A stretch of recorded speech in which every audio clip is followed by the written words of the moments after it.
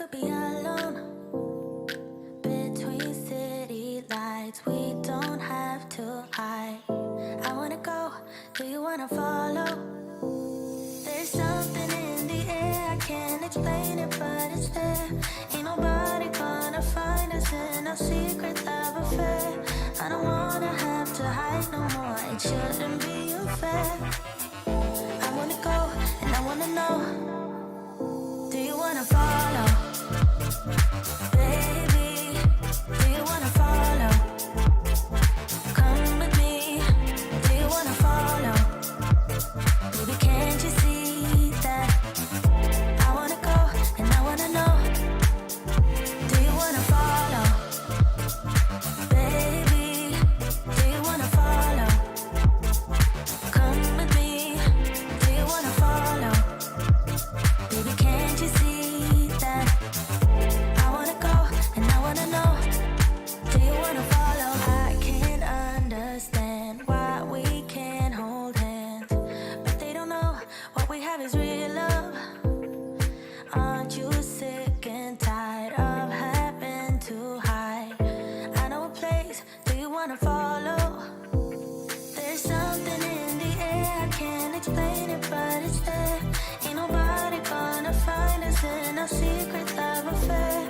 I don't wanna have to hide no more, it shouldn't be unfair. I wanna go, and I wanna know, do you wanna follow? Baby, do you wanna follow? Come with me, do you wanna follow? Baby, can't you see that? I wanna go, and I wanna know, do you wanna follow?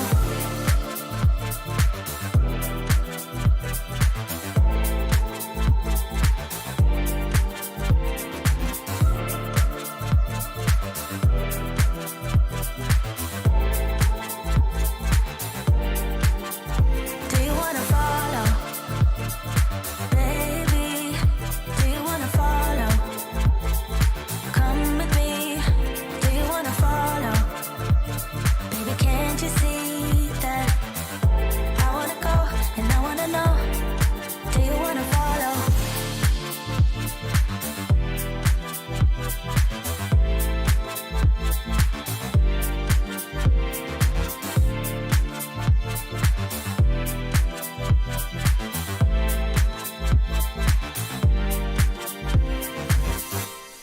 What's up, everybody? Welcome to the live stream. It's good to be here with you on a Sunday afternoon, taking your questions, talking about FPV. That's what we're going to do. The very first question I'm going to take is, what's that cable up above your... That's not the deepest question. That is overhead mount for the camera that looks down at my desk sometimes. I have it permanently mounted to the wall. It kind of just folds down. And because I used to set up a tripod, and it was kind of annoying having to set up a tripod. So I have a camera that I can mount up there and fold that arm down to shoot down at the desk, like when I'm setting up a quadcopter or doing something like that.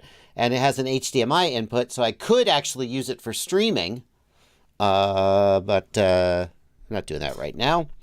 Phantom FPV, good to see you, man. Very good to see you. Always good to have you here. Did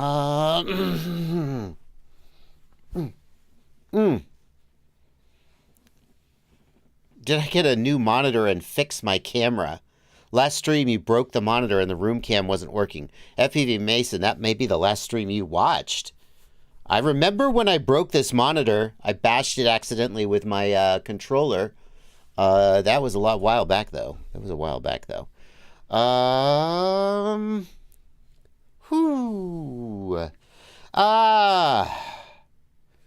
good to be here with you guys. It's a cold day, too. It got chilly again over here. All these beautiful, beautiful days this week. It was so gorgeous. And now it's back a little chilly, a little cloudy. Yeah, a little break from the pollen, I guess. Not a great flying day, though. A little cloudy, a little windy. So, A great day to spend inside with you guys. In case you're new here. Oh, wait a second. Oh, there we go. Yeah, we got to have the streamer. You're a streamer? Not a streamer. Streamer. Got to have that green screen, baby. In case you're new here, real quick, what we're going to do is I'm going to take your questions. I'm going to answer questions. We're going to go for about 2 hours. I will be taking questions from the chat here. I will be taking questions from the Discord, of course, because the people over in the Discord are my patrons. And they pay my bills.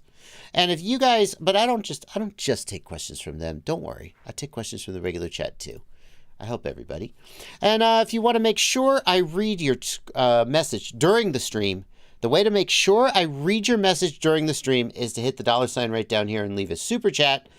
But if for some reason you can't or don't want to leave a super chat and I don't get to your question, by all means, you can just email me. You can email me, jb@joshuabardwell.com, and I will help you. I'll do my best to help you. That's how we do it. Not every question can get read during the stream, but I would hate for you to feel left out. I've started saying that because sometimes people are like, Bardwell didn't read my question, and they're sad and they want help. And I'm like, there's many ways to get help, not just on the live stream. As has been the case for the whole month of April, I got my buddy It's Blunty here helping me pick questions. How's it going, Blunty? Good. Good. It's a Sunday, and I'm here to help you guys get some questions answered. Yeah. We're going to get the good ones. We're going to make sure it's a good stream, all that kind of stuff. Help, hopefully, keep me focused, and also notice good questions and good comments coming through that I overlook because I'm too busy hosting. I think it's been going real well. And occasionally, Blunty will also just jump in and tell me something that I've missed or gotten wrong. So just generally improve the quality of the stream. With all that being said, we're going to take the first question here from Papa Midnight. Oh, hang on a second. Blunty. Social Stream Ninja. We had to change the URL. We had to change the URL last time because I accidentally exposed the URL on stream. And it meant that anyone who had that URL could affect the chat message that appeared on stream. I have updated my doc, but I haven't updated the... Here we go. This should fix it. Ready? Okay, so now... There we go. Now it's working again. Okay, great. We'll start with this question from Papa Midnight. Did you ever get the Mustang tuned? Papa Midnight is commenting about I did some mods to my car, and by I did some mods to my car, what I mean is I tried to stand nearby and not get in the way too much, and occasionally be helpful while someone way more knowledgeable than me extremely graciously spent like 8 hours working on my car. I don't know what motivated this person to do that. I guess they're just a very kind and generous person. But we hung out and did some mods, and then now my car can be more powerful and faster. I haven't gotten a custom tune done to it. I have what's called an off-the-shelf tune. So if you guys know about tuning cars, you're pretty familiar with this. The company that makes the tool that's used to tune the car also makes sort of standardized tunes that will work with a certain general set. It's like a Betaflight default tune instead of a custom tune for your quad. So I right now have an off-the-shelf tune on it. It hasn't been custom tuned. Maybe it's going to cost more money to get that done. It's pretty good, though. The off-the-shelf tune is pretty good, so I'm very happy about that. Alrighty. Let's start with the questions, though. And I am going to start with some questions from the regular chat. I want to start with this question from Ahmad, who asks, any good sub $300 or a little bit more goggles recommendations? There we go. We got a better question. Thank you, Plenty, for clearing that up. I had my eyes on the SkyZone box goggles, but any other recommendations maybe with upcoming new tech? So if you're trying to get analog goggles for under $300, the SkyZone Cobra X box goggle is one of the best. It's one of the best because it has a half-decent receiver module in it. It's still a box goggle, but the problem is that if you want to get like the, what do you call them? I used to call them Fat Shark style goggles, binocular goggles with 2 micro displays in them. If you want to get one of those, it's really hard to find them in that price range as long as you're shopping new. So if you want new goggles under $300, I think the SkyZone Skyo 4X is one of the best choices you can get. It's not perfect. There are some things to complain about it, but it's certainly serviceable and it will give you pretty good reception. If what I would actually recommend you do, though, is you look for used goggles. With a little bit of work, it is possible. There's always somebody who is either getting out of the hobby because it's too difficult, or somebody who is upgrading. Like, especially if you're buying analog goggles, there's a sort of a steady stream of people who are switching to digital and are trying to sell their analog goggles so they could get some digital goggles. So you can often find used analog goggles at the $300 to $400 price range, $300 to $350 maybe a little, maybe $275. And I think with a little bit of time and a little bit of research, that's what I would do. Skyo 4X, I think you probably are not going to find like a premium set of goggles like SkyZone Skyo 4X, Orca FPV1, or Fat Shark HDZero. You're probably not going to find them in the $300 price range, even used. I'd be impressed if you did.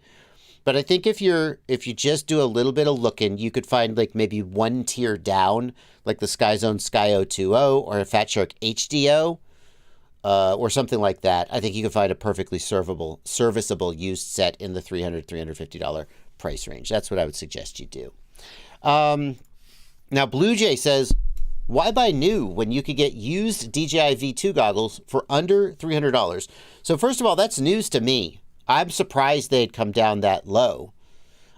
Steve Tricks points out that even on my Discord server, one of the things that there is a marketplace. So, hang on. It's there's a buy-sell trade. Where is it? Buy-sell trade. There we go. And people are saying that where's the buy-sell trade forum? Should be a forum, right? Oh, man. Can't navigate my own Discord server. Where's the forum? Isn't there a buy-sell trade forum? I really think if not, there should be. Well, anyway, I'm being told that there is a set for under $300 on my own Discord server. The thing is, it's called Marketplace. Sorry, guys. Marketplace US. Thank you. I just get on a live stream and I absolutely just lose my mind and can't navigate at all. Yeah, here it is. We got a DJI lot for sale. So he's asking about analog, though, is the thing. There's no point in having DJI goggles if you don't have DJI video transmitters. Here's a V2 for $249. Looks like maybe it was sold. Here's a SkyZone Skyo 4X, like new. Let's see what they're asking. Looking for $375. That's. So I think there's something out there. I think there's something out there for you in the used market. I think I would hesitate, though, for a new market. DJI V2. People getting rid of their V2s trying to upgrade, I guess? V2 for $250 is mighty compelling. Refurbished DJI V2, $320 on eBay. Again, if he's got a bunch of quads with analog video transmitters, buying the V2 DJI goggles isn't really going to help. That's the only thing. SkyZone Skyo 2.0s are $300. That's a solid choice. That's a solid choice for $300. So hopefully that gives you some ideas of where to go. Let's take this question from Sarah Davis. Thank you for a $5 Australian, Sarah. Please recommend a lens insert maker for the HDZero goggles. Watched your video on Optic Fisher and RHO, but it's 4 years old. Wondered if the market had changed. Can I just check and remind myself? HDZero has built-in focus adjustment. Does HDZero does not take standard Fat Shark-sized lens inserts. I want to make sure I'm getting this right, but that's my recollection. Can I... I'm pretty sure that it has the capability for focus for lens inserts, but it does not take the standard Fat Shark size. And as far as I know, I don't know if anyone is currently selling lens inserts for HDZero. Magnetic prescription lens inserts. Well, there we go. I am wrong. HDZero lens inserts. So for the HDZero goggles, I think that there are limited choices.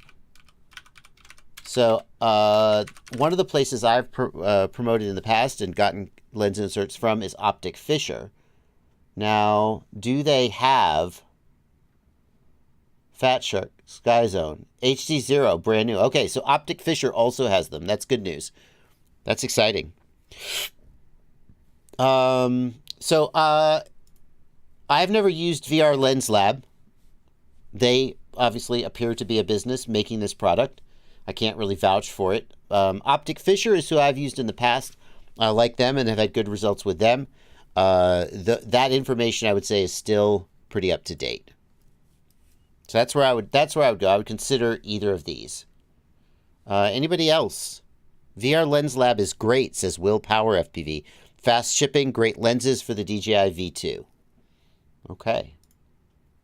Well, we got one person who is vouching for them. Great. Okay. Let's see here.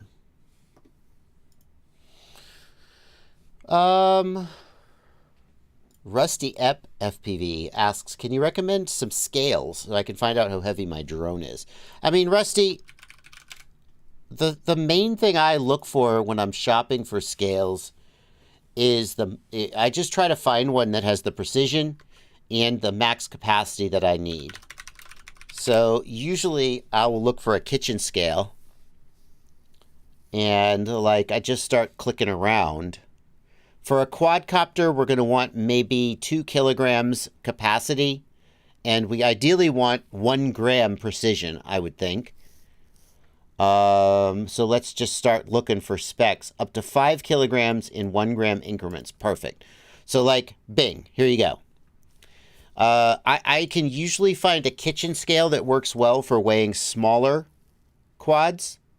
If you want 0.1 gram, then you're probably not going to get 2 to 5 kilogram capacity.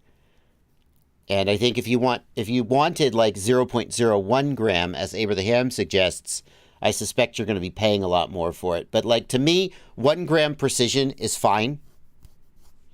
And 5 kilogram capacity is fine. Now, as you get to larger weights, the keyword that I use is postal scale. And a postal scale is going to have a much larger platform, whatever the thing is that you put the thing on. And they're going to go up to something like 50 pounds, but you might not need 1 gram precision. Abraham points out that for tiny whoops and stuff, you want 0.1 or 0.01 gram. That's fair. That's fair. But, so it's just a question of how heavy the thing is that you're weighing. A postal scale will get you up to 50 pounds, but you're probably not going to get 1 gram precision. A kitchen scale is going to get you in the ballpark of 1 gram precision at a weight of about 5 kilograms, so maybe 10 pounds, 10-ish pounds, 12 pounds, something, whatever that is. And then if I needed scale 0.1 gram precision, I would just type something like that, scale 0.1 gram. Oh, wow. Here's a 5 kilogram scale with 0.1 gram precision. Interesting. And it's USB chargeable, even better. That's kind of expensive, $28 $200 is a little bit much, but that's and IPX5 rated. Wow. I really like scales with internal batteries because, or my experience is that the batteries are always dead whenever I pull out my scale. It's kind of annoying. That's tempting. I'm tempted to pick this scale up. This actually looks like a really good one, if the specs are accurate. 0.1 grams, 5 kilogram max weight, built-in lithium battery, and AAA as a backup power source. It's $28, so that's a bit much, but that looks like a really good one. That's some thoughts about directions you might go, and that's how I think about choosing a scale. If I needed to go smaller than 1 gram precision, I would just type scale 0.1 gram or scale 0.01 gram. And that's how I would approach it. Okay.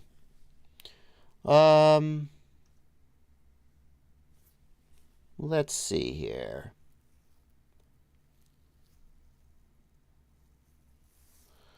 One Vision Aerial asks, I picked up a few JB Edition QAVS frames. I'm wanting to build those up. What do you suggest for a budget build? Well, the beginner build from GetFPV. The beginner build from GetFPV is not the mostest budget you can get. The biggest problem is that, oh, that's not the DIY. That is the DIY. The biggest problem, this is the HD version. The analog version is a little less expensive. The biggest problem with it is that it is often out of stock. It's just because it sells out so fast. Here's the analog version, $300. It is in stock, but you've already got the frame. What you're looking for is, I think I would steer you towards this video, which is freestyle FPV drone for under $200. Is it even possible? And the short answer is almost, not quite. But I'm gonna poke you towards this video, which is my 200, where I try to build a drone under $200. And these are some of the least expensive parts you can get today, I think, that are worth having. So that's the direction I would steer you there.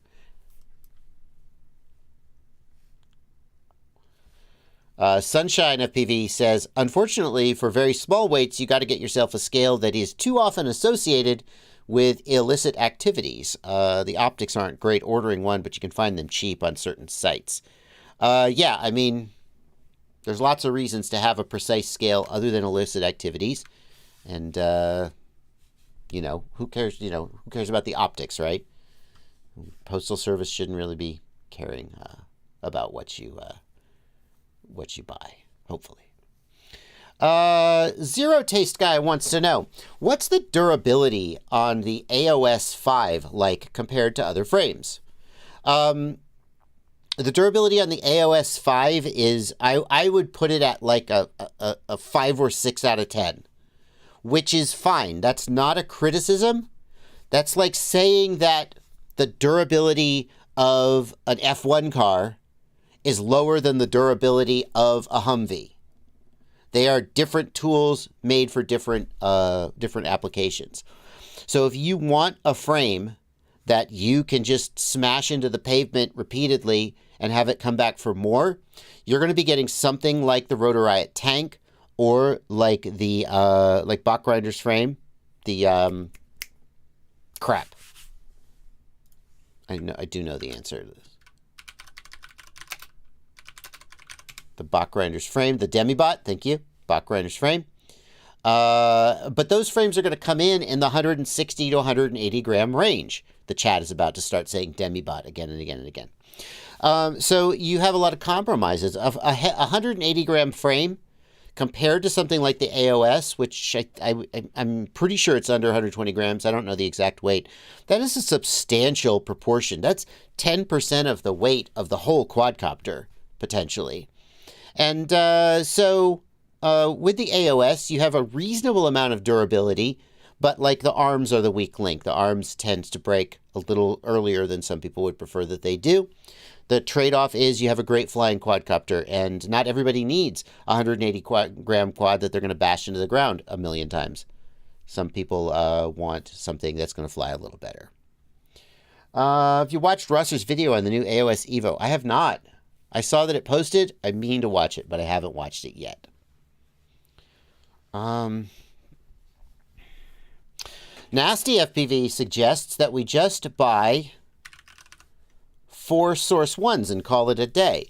I see the argument there. The argument is that if you could spend $100 on one frame, or you could spend $25 on a frame, you could buy 4 of the $25 frame and have spares all day long.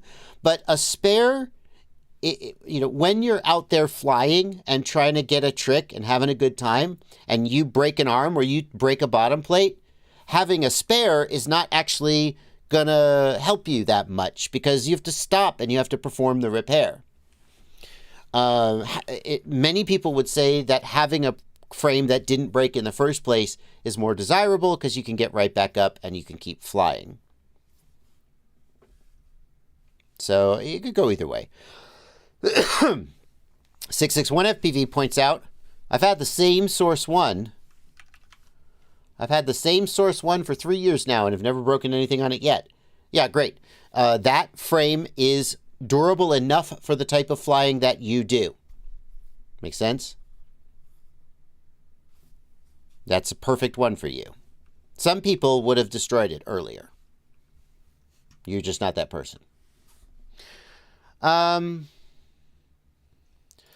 Let's take this $5 super chat from Callie FPV. Callie, thank you for a super chat. I'm getting weird vibrations when throttling up on a new 2.5-inch Cinewhoop build with the O3. Here's a video. Alrighty. Let's, can I click on this? No. Can I select this chat? Yes. Okay, come back message. There we go. Let's take a look at this video from Callie FPV. And let's see what we can do about these vibrations. Do we have audio, Callie? No audio. Oh, well, that's a shame. Hearing the motors is very, very helpful in a situation like this. I expect that you are recording from the O3, so you don't have audio, so bummer. Sometimes even just if you start recording with your cell phone, just start a video, set the phone down, and get ambient audio. Sometimes that can still be useful. You can sync that up in post if you have an editor. That's maybe more effort than people want to go through, but I do want to throw it out there as an option. The audio is super helpful. Let's see what we got here.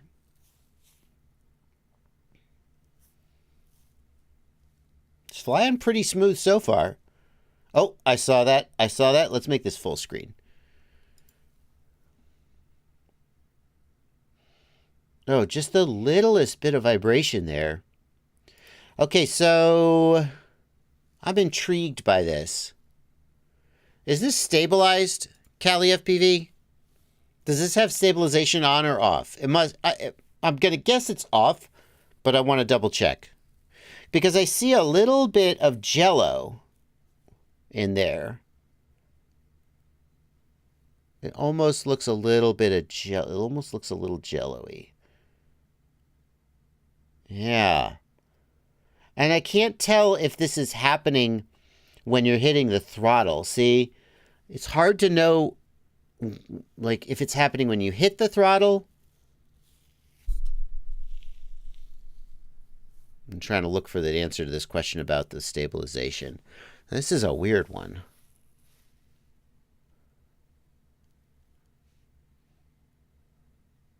It looks like it's happening when you hit the throttle after, like, you descend. It's when you're on the throttle.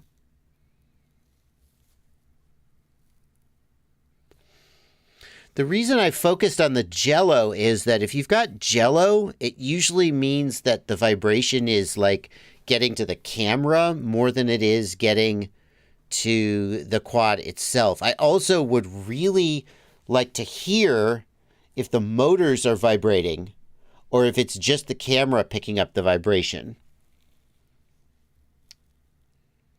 It's difficult to know. Stabilization, Callie says stabilization is off. It happens when they are on the throttle.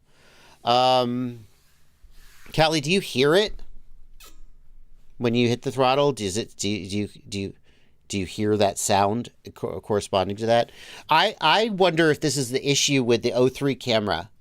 The O3 camera has a known issue sometimes where the board is a little bit loose and you can get vibrations.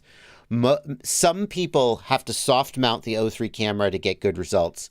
And I wonder if that's what you're running into.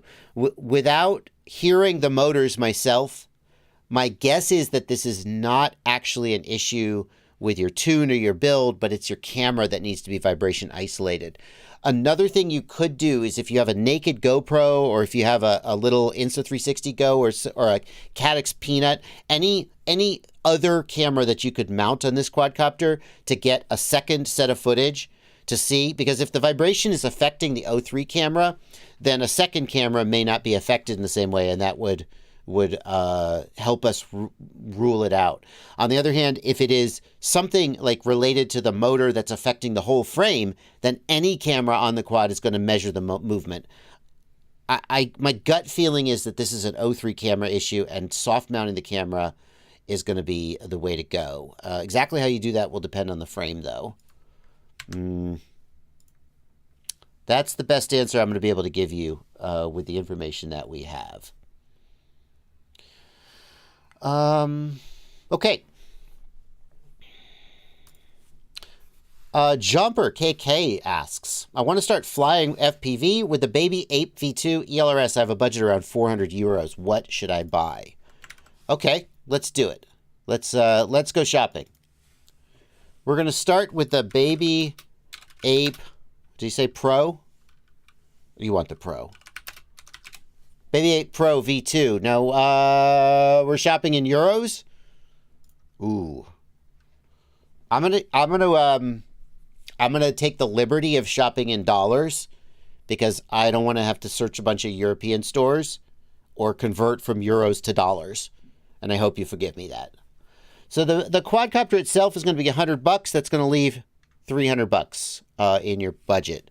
For a controller, I would suggest looking at the Radiomaster Zorro, which is $100. You're going to want the Express LRS version. That may be a little bit more. Let's make sure that we've priced the Baby Ape correctly as well. What happened to this page? Baby Ape Pro V2. I want the ELRS version. That's $111. Okay, it's a little bit more. So the Zorro, the ELRS version is $120. I would also suggest you look at the Radiomaster Boxer. Personally, I like the Boxer better, but everybody has different preferences. $140 for the Boxer. So let's put you in at $140. So you're at about $115 for the quad. $140 for the controller. That's $255 minus $400. That's $145 left. You're going to need goggles. I think probably you're going to need to just be as cheap as you freaking can for the goggles. It's going to be something like the Eachine EV800DM. These are not spectacular goggles, but they are usable for $85. Get the version on the website that comes with the Zorro. It's cheaper. Can you order the Baby Ape with the Zorro? What are you talking? Oh, hello. I didn't know you could do that. That's $343. Okay, well, I mean, that's going to save you just shipping at least. If you want the Zorro, $343, that's... No, that's not cheaper. That's not cheaper. What are you talking about? Have I done the math wrong somehow? $111. That's not cheaper. $111 plus $100 for a Zorro is $211. If you get this one, Baby Ape V2 with Zorro, it's $343. That's way more expensive. Don't buy that. Don't buy that. That's a total ripoff. What are they? That has to be a mistake. So we are at $150, and then did I close it? We're at about $150. Minus, so EV800DM, we were like 140, I think. Minus another, say, $90 for the EV800DM. That leaves you $50. You're not going to have a battery. You're going to need to get a battery for it.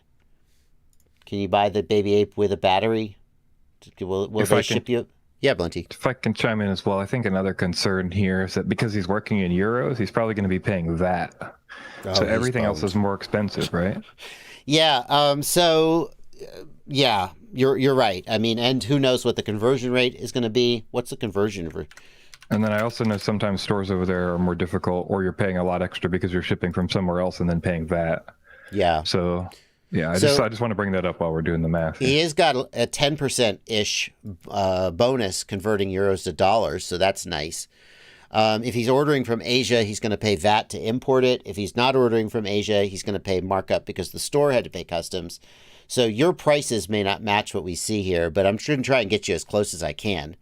Basically, this is the cheapest that I think you're going to, like, you could save a little bit of money buying a cheaper controller, but I would hesitate to recommend that because I think the controller, if you get into the hobby, it's going to stick with you for a long time, and it's worth spending a little more on a controller today. But I think you're going to have a harder time getting in under 400 euros if we count shipping and we count VAT. This is basically like the best you can do, I think. PX Saber suggests you get used gear off of eBay. Maybe you could find some of that. Benedict FPV, I see. Thank you, Benedict, for pointing that out. Benedict FPV says that this ready-to-fly version also comes with a cheap pair of goggles. That is interesting. So it's the Zorro plus a cheap pair of throwaway goggles. Fine. The 800DM is also a cheap pair of throwaway goggles. That's a better deal because then you're going to have only one set of shipment fees and you're going to come in at about $350, and that's a good deal. That's better. And you're going to need, it's going to come pre-bound. You're going to need batteries to fly so you're going to want to buy a battery. Like, I think this is the right one for this quad, but I'd have to double check. Oh, it's got a charger too. Shut up. It's got 2 batteries. Oh my God. That's it. That's what you should buy. That's it. Nope. That's it. $350. You got a controller, you got a battery, you got a charger. That's a damn good deal. I mean, maybe it's all trash, but I think that's worth a punt, especially at the price. All right. Thank you. I didn't know that kit existed. That's a pretty good kit. I mean, the radio's good. The quadcopter's decent. The goggles could be crap, but it's probably worth a punt. Yeah. Okay, Jumper. Hope that was helpful.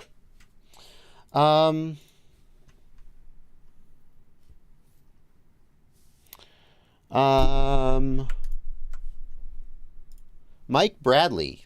Mike Bradley says, I was using the shopping list to build out a tiny whoop setup. I didn't see anything on there for linear antenna. Interesting.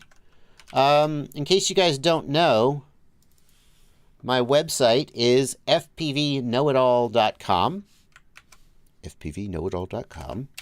And it's home of the Ultimate FPV shopping list, which has basically just suggested parts and discussion in different categories. So if we go to the Tiny Whoop page, actually Aaron Ciotti moderates this page because he is a Tiny Whoop expert.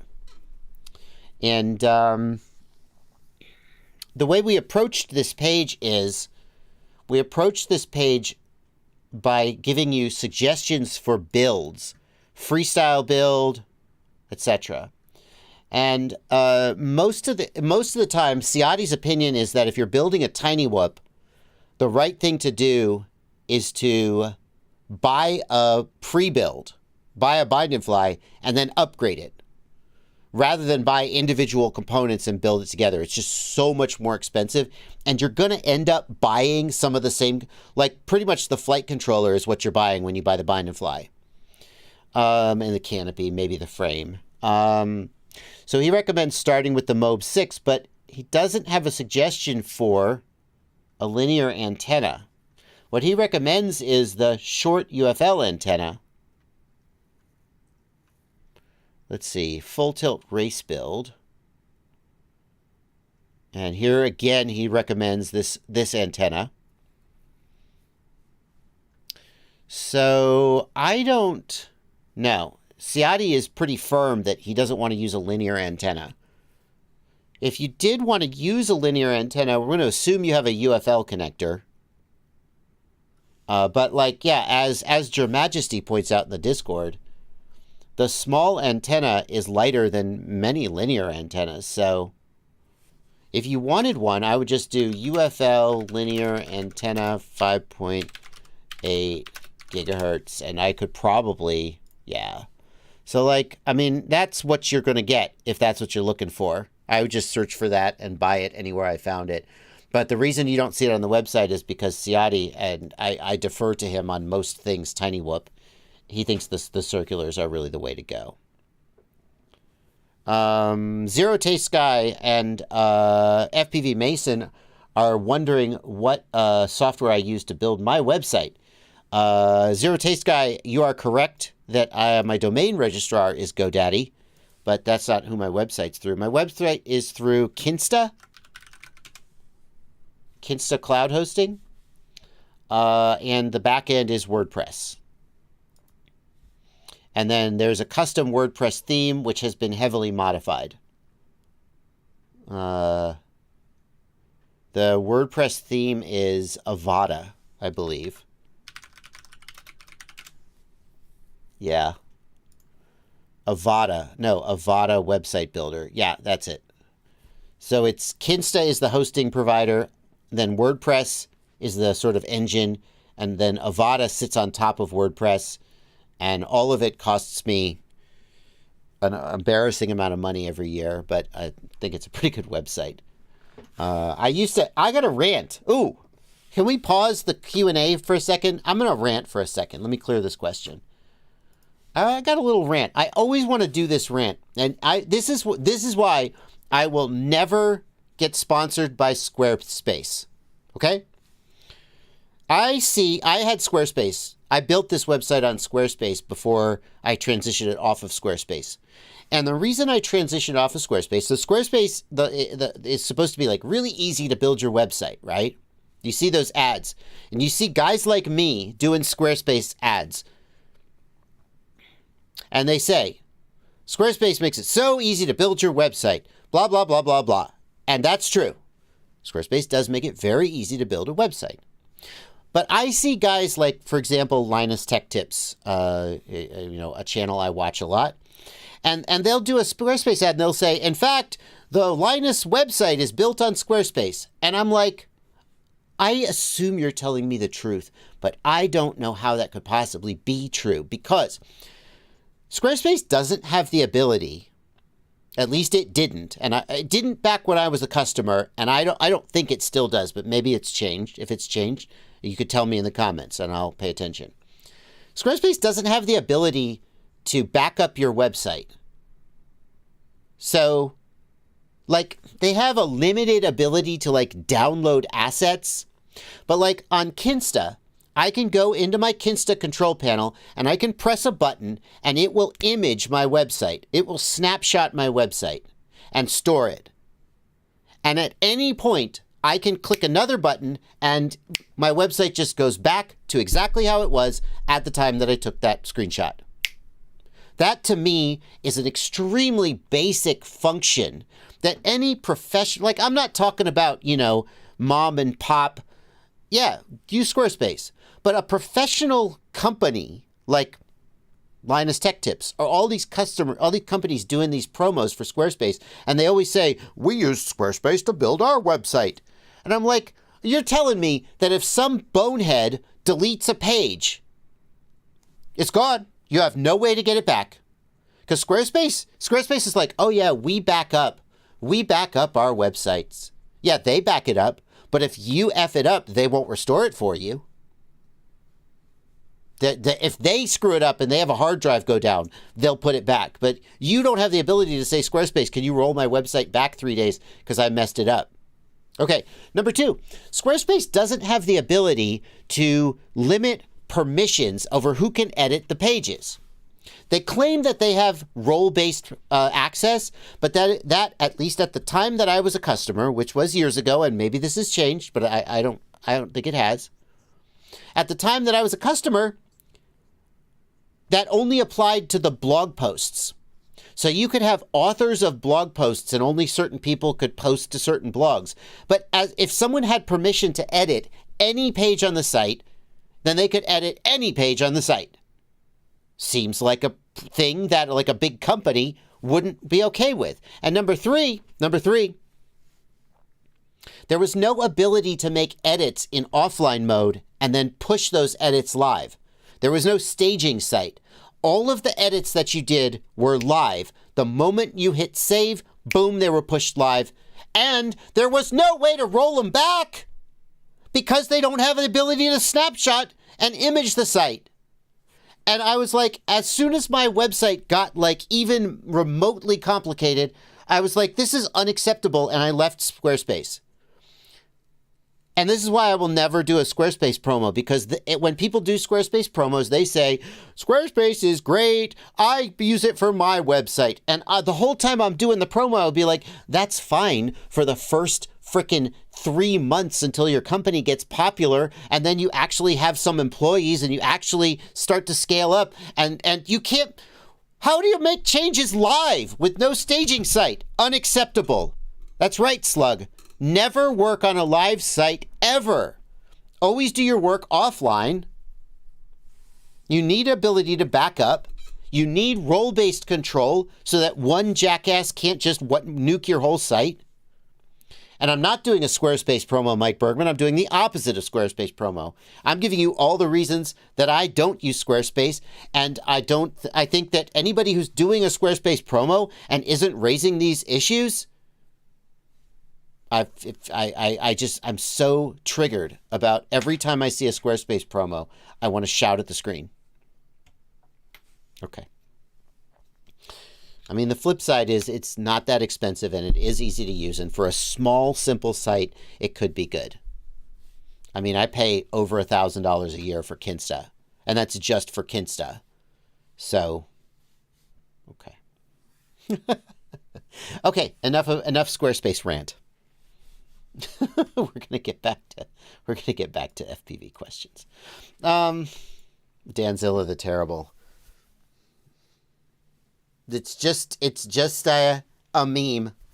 It's a meme, and I thought it was clever. Yeah.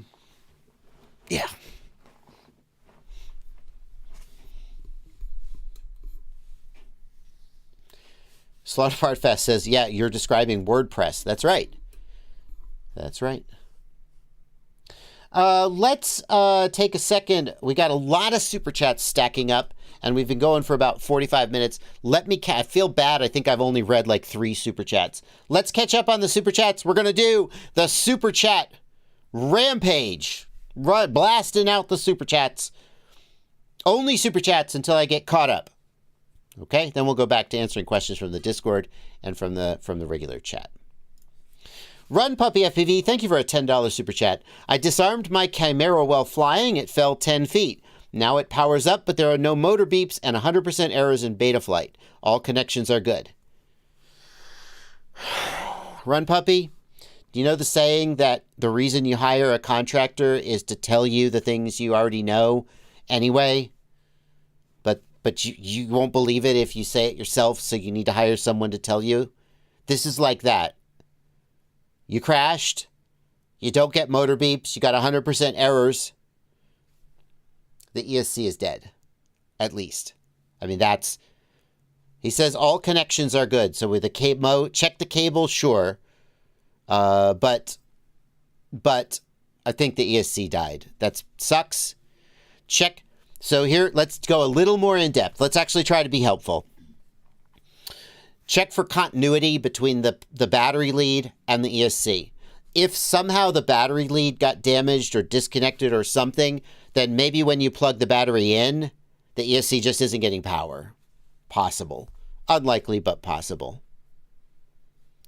If you plug in the battery and the flight controller lights up, but the ESC doesn't beep, that confirms that you're getting power.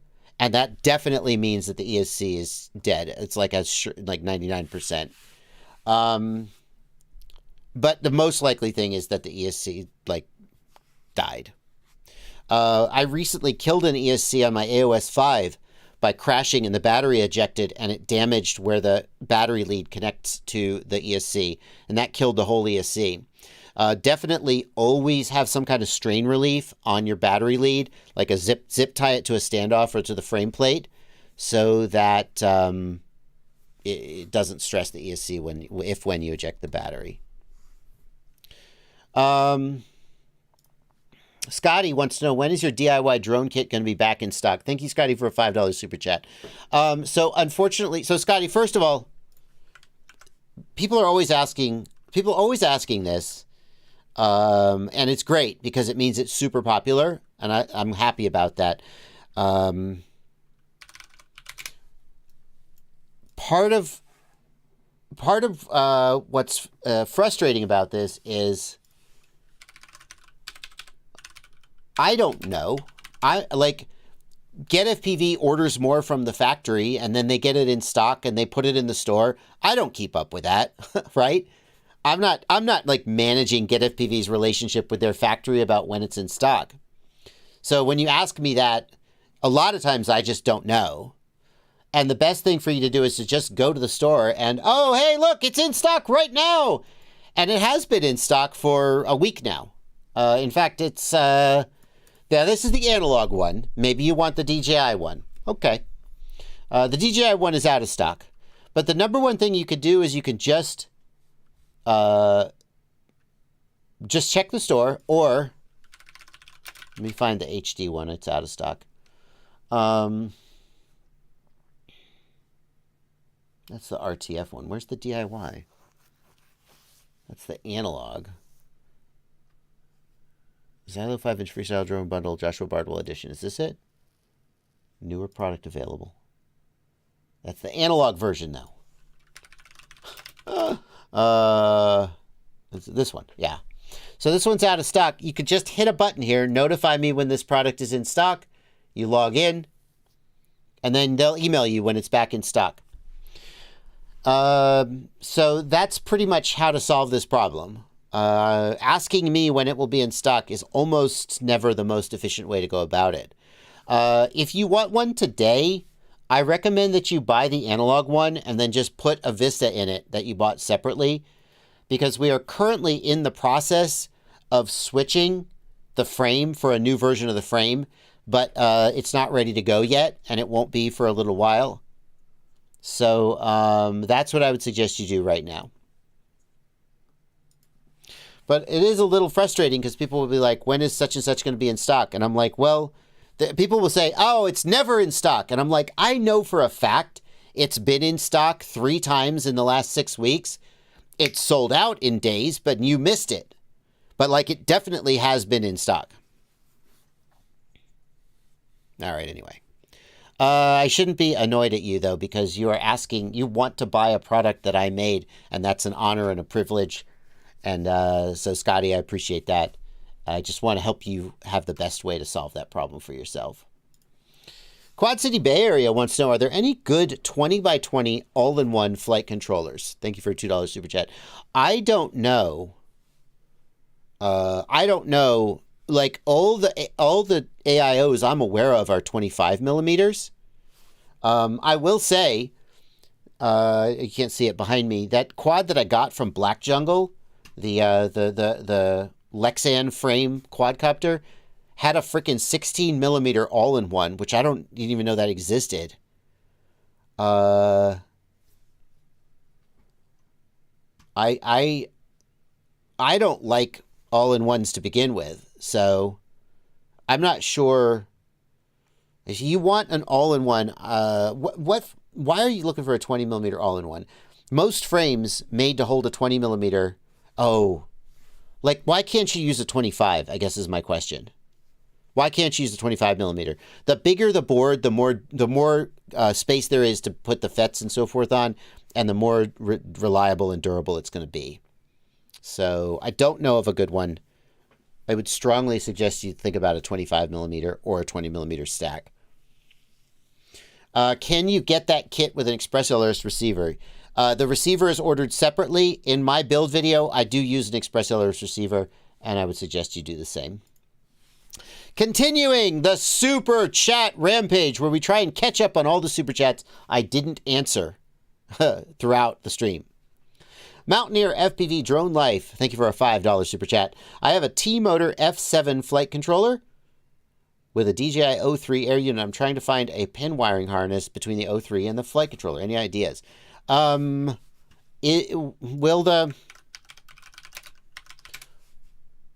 So what has the T-Motor got on it that won't work for you? Will it not does it not have just a standard DJI plug? Because that, I would think, should work.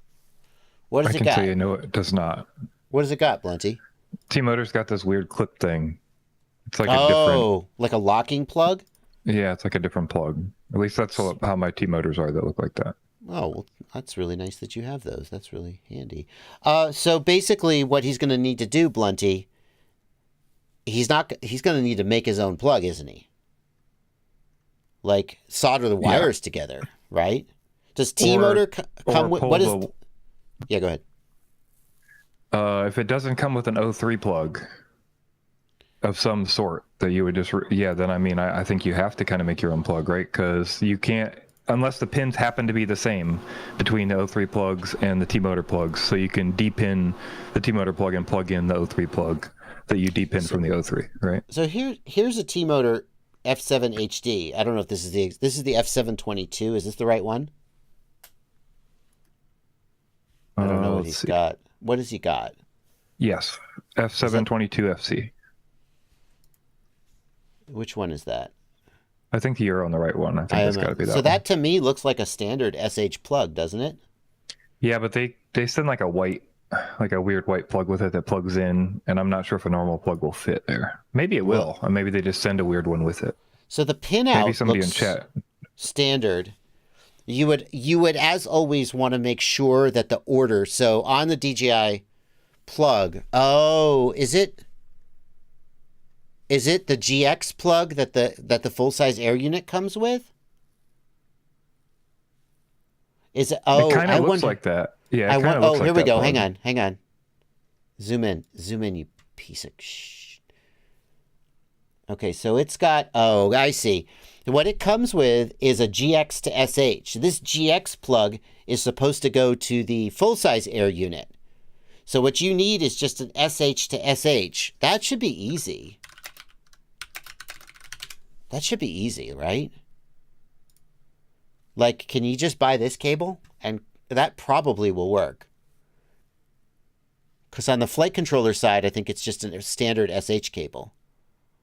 That's what it looks like to me. The only thing that you need to be careful of is the order of the plug going to be correct? And to my eye, it looks like it is. Blunty, can you eyeball this with me? I think this is going to go into the flight controller with this side down. Do you agree? I'm trying to figure that out. Hang on, I'll put them side by side so you can look too. It's so frustrating when I can't right click. I think, let's make this picture bigger. I think it's going to go in with the retaining tabs down. And that means that the red 10-volt wire is going to be on the right. And I do think that's going to work. So I think this cable will 100% work. Yeah, just make sure when you're pinning it, like when you're repinning it for the SH. Oh, you're saying that you think the SH will just plug in? I think this is a standard SH plug. I think they include SH to GX. And the GX is intended for the full-size air unit, which is a little silly because nobody runs that anymore anyway. But I think what they're assuming is if you're running a Vista, you'll just cut that off and solder it. And they haven't thought about the O3 yet. But I think, I'm pretty confident that if you just buy this standard O3 cable, it will plug into the flight controller, it'll be correctly pinned out, and you'll be good to go. But you should double check that. If you fry your O3 accidentally, that's not on us. That's the answer I'm going to go with. All right.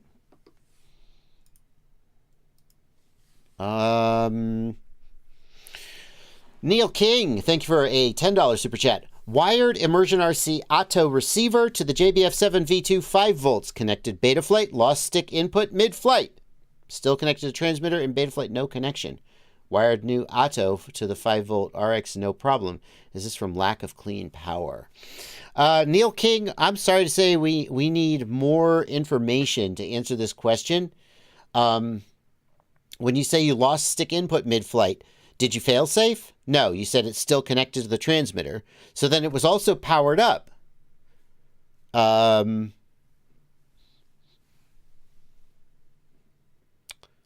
So now it's working fine again. In other words, I'm trying to figure out if you had a solder joint problem, if you had a bad receiver, if you put the old receiver back on, does it work?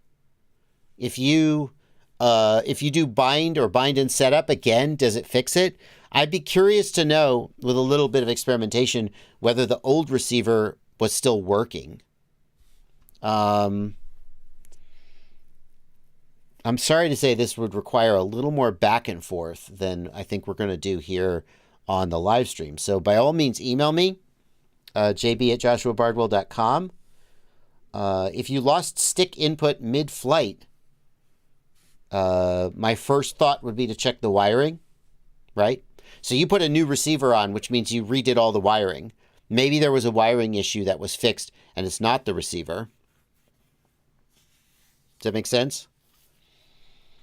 I don't think it's from lack of clean power, though. The 5 volt regulator is usually pretty solid. And if the 5 volt regulator browned out, then the whole flight controller would probably also have shut down. So I don't think that's it. Neil King is responding. Solder was good. Old receiver doesn't work. Tried to bind old receiver. Didn't work. Are you able to bind at all? Like you were able to bind it, but it wouldn't talk to the flight controller? Or you're unable to bind it? It feels, Neil, it feels like the problem is leaning towards something wrong with that receiver. Although Immersion RC makes pretty good hardware, so I don't know. I don't want to point the finger at them.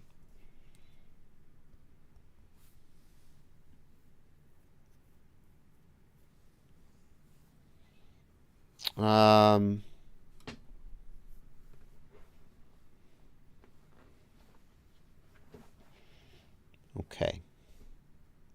FPV Mason wants to know, what's it cost to have a conversation with you while I'm building my quad? FPV Mason, I have as a Patreon tier at the $100 a month and up layer level a 1 hour call. I also have an hourly consulting rate. The hourly consulting rate is, I like to say that it is more expensive than most hobbyists would consider to be worthwhile. You know, when people say, "Hey, can we hire you to come out to our facility and train us or something?" So, and they're like, we need 3 days plus travel, and I'm like, well, how do I price that? So I have a day rate, and so if I have a day rate, then I also have an hourly rate, and occasionally people ask, "Can I get on the phone with you?" And so I never charge people to answer questions via email, chat, etc. I almost never. The exceptions, there are a few small exceptions to that. But to get on the phone or on a Zoom call, that's where I sort of draw the line, because now I have to sit down and I have to pay attention only to you. And for that, I charge money. But most of the time, I think it's probably most hobbyists would not think that was a reasonable rate to pay to sit down and talk to me. Not always, because people do pay it. If you're interested in that, you can email me and we can discuss it. So, Sidian, the Patreon reward for the 1 hour call starts at $100, but the actual hourly rate is more than that. The patrons are getting a discount if they're at the $100 level. It's just thanks for being a patron. I think, let me check. I'm not sure if there are still spots at the $200 level. There's one left. Oh, there's one left at the $200 level. The thing is, you can email me if you want to discuss it. Sunshine, I'm not embarrassed about it. I think that there's a very basic principle of how you price your time, which is that if you are getting fewer customers than you would like to get, then you might be charging too much money. Not there are other things that could cause that, but one of the things that can cause you to not get customers is you're charging too much money. And so one way to get more customers is to charge less money. And if you're getting more customers than you would like to get, then you should consider charging more money until the number of customers you're getting goes down to a level that you find acceptable. And that's exactly how I price my hourly rate. I didn't used to have an hourly rate. I would just say I don't want to do that. And I got a lot of requests from people to do it. And so I finally said, okay, what is an hourly rate where the actual number of people who will take me up on it is a number that I'm happy with. Not too much, not too little. And that's how I found the price.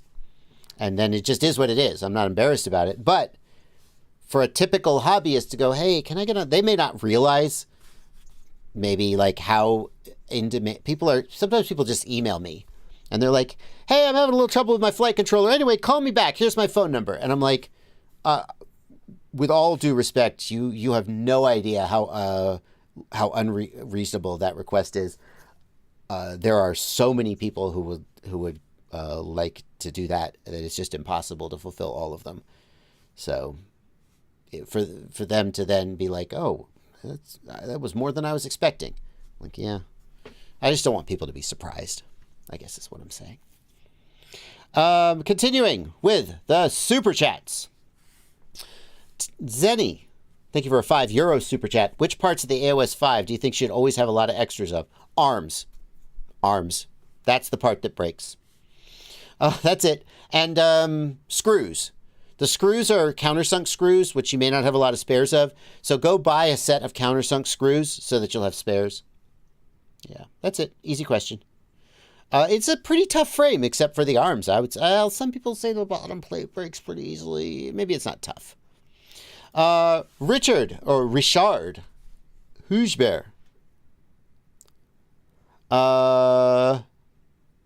Thank you for 400 Hungarian Florin. You help, I prove. Helped with CC2500 bricked boxer. Do not upgrade the CC25 chip boxer with the latest HDZero. I think, Richard, what you're saying is that I helped, and now you're paying it back by sending super chats. I'm surprised that is there a compatibility issue with the latest version of HDZero and the CC2500 boxer? I was not able to find one offhand, so I'm not saying there's not one, but I did look when he sent this in. Oh, appreciate it. See, Blunty, you make the stream so much better having you to help. I see why every live show ever has a producer off camera. It really, I don't know why I didn't do this sooner. I don't know. All right, well, thank you, Richard. Whatever issue you ran into, I hope I helped with it. And I hope I've correctly interpreted your question. FPV Mason, if you buy the $100 a month Patreon, you get a 1-hour call as part of the reward for subscribing at $100 a month.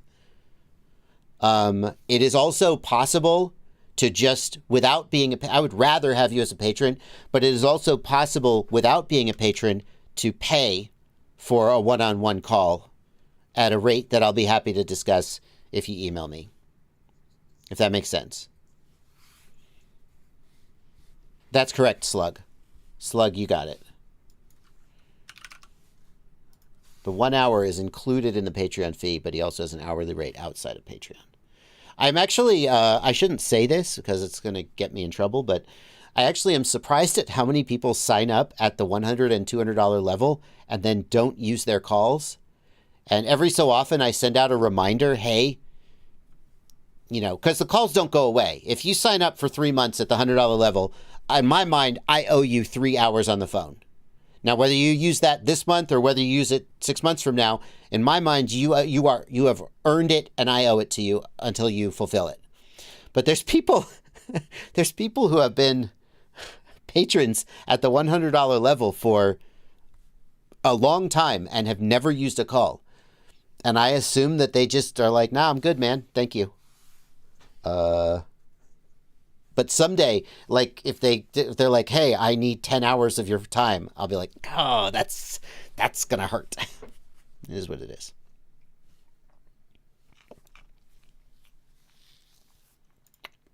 Okay. Shields Up FPV. We are continuing to clear out the super chats. We have a few super chats yet to go, but we're gonna keep going until we clear them out. Actually, Blunty,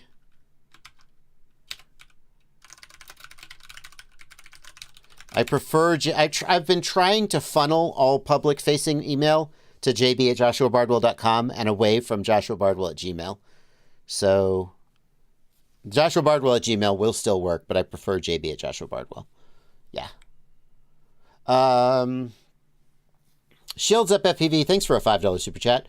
I'm trying to help someone out. Every time he sets up OSD in Betaflight, saves and plugs in the battery, his OSD elements revert back to the center of the screen. Ooh, this is a tough one. Shields Up, I am going to guess that you... So let's go to Betaflight configurator. Hang on. Yeah, no, that's right. That's the screen. I am going to guess. This is just a guess. Shields Up FPV. What video transmitter are you using? Blunty, can you keep an eye out for that answer and pin it if he says it? Thank you. I am going to guess that you're using the Vista with WTF-OS. And the reason I'm going to guess that is because the solution I'm going to propose requires that. I'm going to guess that what you're doing is you're setting up your OSD using HD Canvas. No crap. It would work, though.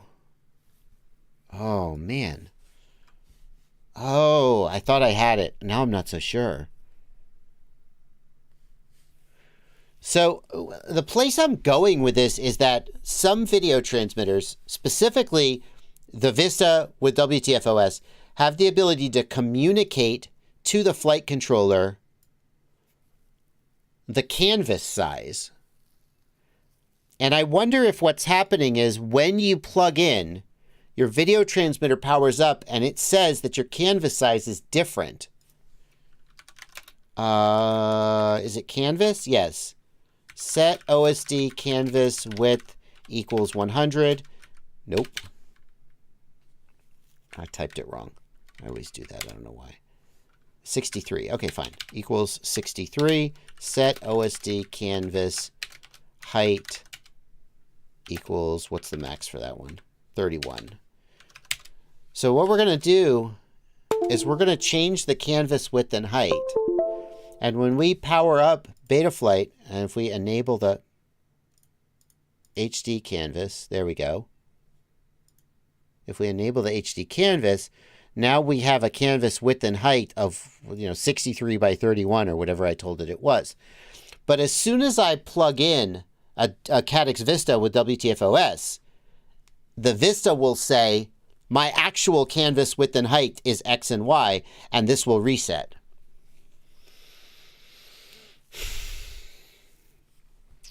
But then why wouldn't it be correct in the first place? Okay. Let's think this through. Oh, man, I'm just making this up, though. I don't even know if you're using a Vista, to be honest with you. Shields Up FPV has not answered yet, unfortunately.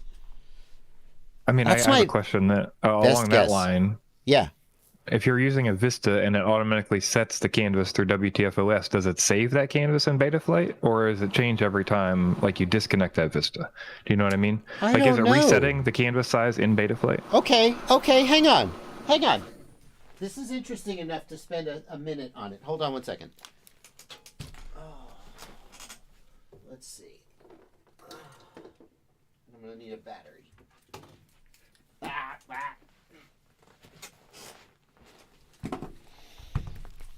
Okay, so I have a quadcopter here.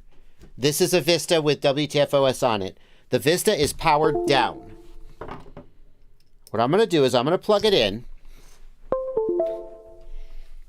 Okay, this is my actual quadcopter with my actual OSD. The first thing I'm going to do is I'm going to go to presets and I'm going to back up my CLI just in case I screw this all up.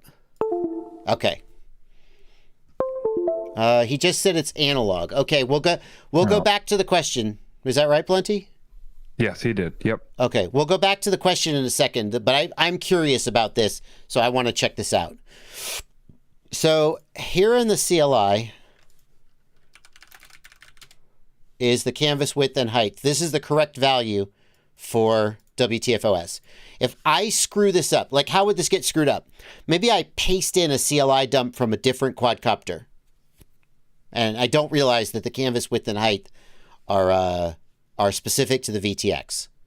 So I'm going to screw this up.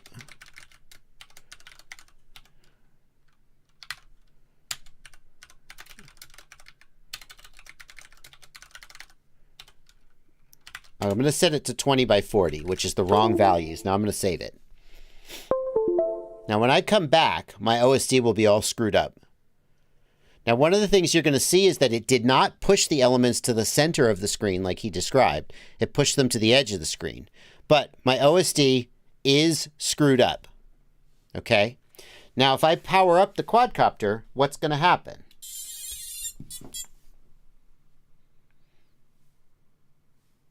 Wait for the Vista to wake up. I'm going to wait for green LED on the Vista, and it wakes up. Still no green LED on the Vista. Green LED on the Vista. What if I change screens? Oh, boom! The Vista, what? I don't even know what happened there. It has reset, though. It has clearly reset. Now it's not, doesn't look right either. Let's go to the CLI. Has the CLI been updated? Yes, the CLI has been updated to 60 by 22. So Blunty, what we have learned here is that when the VTX supports MSP communication, the VTX will communicate the width and height to the flight controller, and the flight controller will update the CLI dump. If I disconnect and reconnect, I bet it's all correct. No, it's screwed up again. Whoa. It didn't. Oh, there's more going on here. No, look. Now it's right. It's not right, though. It was. Do you think 50... it's just the display that's doing that? Or do you think it's, you know what I mean? Like it's just a bugged display in the configurator? Because it's set on HD. I would bet it's still working. I would have to pull the goggles out to know. Yeah. That's a good point.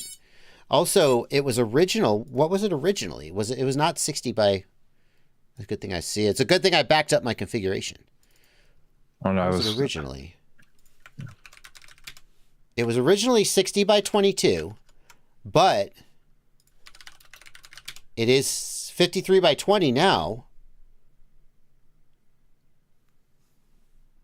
Where did that come from?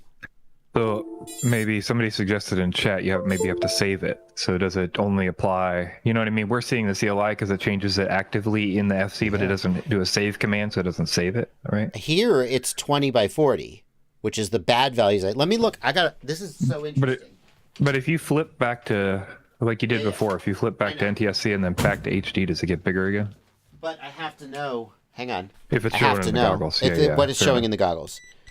Yeah. Okay, sorry guys.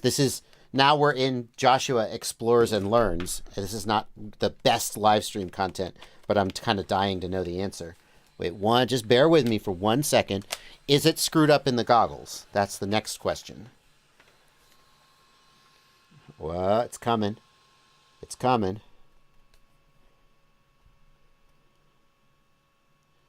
I actually have kind of wondered about this and never actually dug into it. And of course, the original question was for analog, so this is completely irrelevant. Yeah, the goggles are showing. The goggles are. That's fascinating. So the goggles are showing this. No, let me go back and forth. Yeah. So the goggles are showing this. But what I don't understand is. This isn't right either, though, because originally it was correct. Hang on. 2 more minutes. 53 by 20 is also not correct. It should be 60 by... Okay, so what happens then if I paste back in this CLI dump? I shouldn't even need to paste the whole CLI dump in, but okay. Okay, well, I'm going to power down. I'm going to power cycle the quad. I shouldn't even need to do the whole CLI dump. I should just need to do the width and the height. CLI, width and height to what it was, which is, I think was correct, 60 by 22. No, 60 by 22 is too big. It's actually the 50... What the hell? How did this ever work? I think you set... Am I confused? Maybe you set the 50 to show, or 60 to show him? I set 40 and 20 as the incorrect values. Gotcha. But before that, before you did the CLI dump, when you were explaining the problem, maybe I missed that. Maybe I misremembered I don't that. think I think I dump. No, that was on my other flight controller. Oh, right. Fair enough. Okay. No. 60 by 20 is wrong. Okay. So then, once again, sorry, Livestream, bear with me. 60 by 22, 53 by 20 is correct. So it's overwriting equals 53. Let's set it to 53 by 22. What the dickens? Once again, oh my God. I bet you, okay. All right, I don't want to dick with this anymore. I've seen this before, and I don't know the answer. I thought maybe today would be the day I figured out the answer. Where the configurator shows the wrong canvas size, and the value that's coming in is also wrong. So now it says 53 by 20, but the OSD page is not showing a 53 by 20 canvas. I think there's a bug here, and I don't know what it is. What I'm seeing in the goggles does correctly match what I see here, but this is not a 53 by 20, I don't think, canvas. Anyway, so this is screwed up. I'm sorry we didn't have a great answer there. We've wasted everybody's time for 10 minutes, and we're going to go back and try and answer the question. So, continuing the live stream. I'll have to play with that more later. What could cause OSD elements to revert back to the center of the screen on an analog build? On an analog build. If stuff is off the edge of the screen, it won't go to the center. Try manually setting NTSC and PAL. Make sure you're on the latest configurator. Could you have an old version of the configurator where it's not showing the elements correctly? Chris FPV says I have the same... Go ahead, Blunty. Sorry, the only shot I can make out there is just it's possible that it's like an OSD chip issue with 4.4 builds or something. Maybe it's like, you know what I mean? Because the OSD chip is auto-detected. So that's the only thing I can think of. Shouldn't the configurator show what it thinks the OSD elements should be? Yeah, I'm just wondering if somehow it like reverts when he powers up again and it redetects, you know? Yeah. But yeah, I have no idea. Yeah. Email me, jb@joshuabardwell.com, and we'll try and figure it out. I can't think of a thing that would cause them to jump back to the center of the screen, though. Yeah. All right. Try manually setting NTSC and PAL. Okay, let's move on. What's the best antenna configuration for long range? Using the TrueRC X2 Air on the goggles 2 with the O3 Air unit past 13 kilometers. Thank you, Delta Kana, for a $5 super chat. You're using the TrueRC X2 Air. That's a very good combination for long range. The next place to go is an even higher gain antenna. The gain on the X2 Air. The gain on the X2 Air is, I think it's like 11 dB, 9 dB. Let me look. It might be even higher than that. 13 dB is pretty high freaking gain. So that's about as high as I like to go for a head-mounted antenna. Much higher than that, and you really start to get a tiny beam width, and any head movements really screw you up. I think you should be able to hit 20-ish kilometers with this antenna. There's a new antenna called the Luminaire Quadro Patch. It's 14 dB. That's the same. Is that the same gain? That's like the same gain. Except if this is a patch, it's even less efficient. I'm not sure if this is actually a patch. No. It's not a patch. Yeah, no. Okay, it's not actually a patch. So I would consider the Luminaire Quadro, but they have similar gain, just a different beam pattern.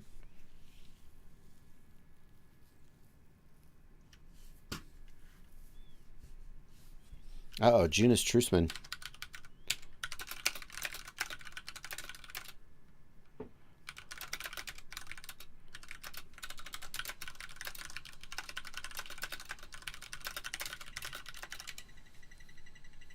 Uh-oh, oh, no, I'm killing my battery. I'm killing my battery. Damn it. Left my goggles plugged in and I killed my battery. Okay. What's higher than 13 dB? There's not a lot out there that's higher than 13 dB, to be honest. Yeah, so like, yeah, GEP-RC triple feed, 14 dB. I feel like with the X2 Air, that's as high as most off-the-shelf antennas go. So I think you're fine. The only question would be whether you want to get a more conical coverage pattern or a more sort of flat pie-shaped coverage pattern. Different antennas will give you different results in that direction. Distant Films, thank you for a $20 super chat. Very generous. We bought an iFlight Nazgul 5 V2. Out of the box, the motors get pretty warm and even hot. They also make a popping sound. Seems like D-gain is too high. So, Distant Films, the off-the-shelf tune for the Nazgul should be better than that. I would, if you had bought this from fly-by-night quadcopters of China, then I'd be like, okay, well, I guess you got to adjust the D-gain. But iFlight is a reputable company who stands behind their products. I would 100% reach out to iFlight support and tell them what's happened. My gut feeling is that you have a problem with the frame or a problem with the flight controller mounting that is causing excess vibration to affect the gyro and the PID loop. Because obviously D-gain shouldn't be too high on a bind and fly. It should be just right and maybe even a little conservative. So I would not go out. I mean, if you want to go out and tune it, by all means. But I would suspect you have something mechanically wrong because it shouldn't do that.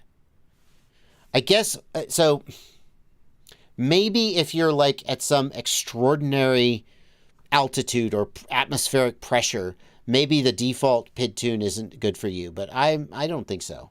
I would contact iFlight support regardless. Sunshine, thank you for a $20 super chat. Again, super generous super chats. Thank you guys very much for that. Comfortable setting my own rates. Been trying out preset PIDs. Should I be paying attention to actual settings to learn PIDs, or will presets remain relevant enough to just use those going forward? If you want to learn PIDs, there are two ways to approach it. One is to take a sort of a structured approach from somebody like Chris Rosser or Brian White and start with step 1, 2, 3, 4, 5 until you get a finished PID tune. Another way to approach it is to have a problem you're trying to solve. Like, I have too much prop wash oscillation. Which PID setting do I change to try to fix that? The first one doesn't work with presets. If you're trying to learn to create a cohesive PID tune from scratch, presets aren't going to help you with that because you're going to pick a preset and then who knows how they got where they got. The second one, where you have a specific thing you're going to try and change and you try to learn which knob or dial to turn to make that happen, that is compatible with presets. You can start with a preset and be like, okay, but I want it a little bit more like this. Presets do a pretty good job, but eventually, especially if you stray away from like 5-inch freestyle quads or 5-inch racing quads, it gets a little harder to find presets that work, and you are more likely to be presented with a problem that you have to solve on your own. I would say this: keep using presets. If you are motivated to learn PID tuning, study a Chris Rosser video or Brian White, are two guys who make really good PID tuning tutorials, and try to tune from scratch. Or just keep using presets until you run into a problem that a preset doesn't solve for you, and then you're like, oh crap, now I got to learn how to do it myself. Sunshine says, I'm happy with a good tune no matter how I get it. Yeah, then just stick with presets. 413 FPV, thank you for a $10 super chat. Beta FPV FreeSky All-in-One says not to flash Beta 4.3 for no support and many issues. I have the exact same board on 4.3 with Express LRS and it died. Can I put 4.3 on the FreeSky version if I'm using external ELRS? I mean, here's the thing. You can try, and if it doesn't work, then hopefully you have save a CLI dump of whatever it came with and go back. There's usually no problem with flashing a flight controller and trying to see if it works. And then if it doesn't work, you just flash it back and load the CLI dump. The real problem people get into is when they flash the board without saving the CLI dump, and then they can't get back to where they started from. I don't know if it'll work or not, though, because I don't know what things they're saying don't work. Mr. Krister, no mister, thank you for a €10 super chat. Say some good stuff about my HD Recon 7. Well, its owner sure is handsome and generous, too. HDLRC Recon 7. I don't know, is this good? What motors does it come with? They do weird things with motors on the Recons. Wait, I'm supposed to be saying good stuff. 2806.5 motor. No, that is a good looking quad. I'll say this about the HDLRC Recon 7 Pro. This is the only quadcopter in the Recon range that they actually put the exact motor I would recommend on. On the 6-inch, they've got this weird motor with non-standard mounting. On the 5-inch, they've like got a 2104, some odd motor size. Blah, blah, blah, blah, blah. But this one, 2806.5 motors, that's exactly what I would put on a 7-inch. Good job, HLRC. There you go, I said something complimentary. By the way, for those of you who are hassling me about saying Recon, hold on a second.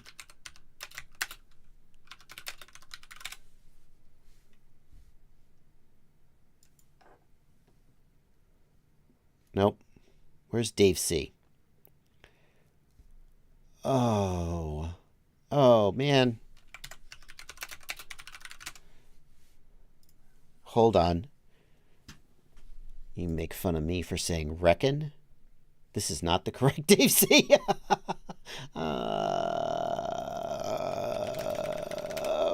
This is not worth it. I gotta get there faster. There we go. There's Mr. Dave C. And where is the... Okay.